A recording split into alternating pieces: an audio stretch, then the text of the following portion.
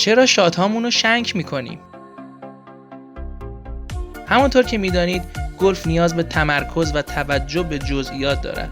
در غیر این صورت کوچکترین حرکت خارج از سوینگ می‌تواند شما را از مسیر بازی دور کند.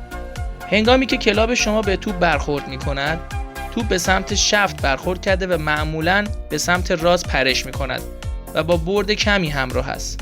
دلایل شنک: اگر یک گلف باز در هنگام بک سوینگ بیش از حد به سمت داخل حرکت کند، برای دان سوینگ به مشکل برمیخورد و در مسیر دچار نوسان می شود. بهتر است از داخل به بیرون حمله شود. وقتی بازیکن از بیرون به داخل حمله می کند، محل تماس توپ با فیس دچار جابجایی می شود.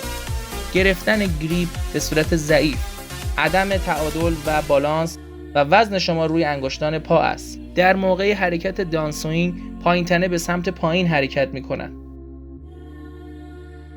روش اصلاح: بدن بایستی در یک راستا باشد و وزن بین پاها به صورت مساوی تقسیم شود. زانوها کمی خم شود و قفل نباشد. زیاد خم نشوید. بازوها نزدیک به بدن بماند و گرفتگی نداشته باشد. گریپ خود را بررسی کنید.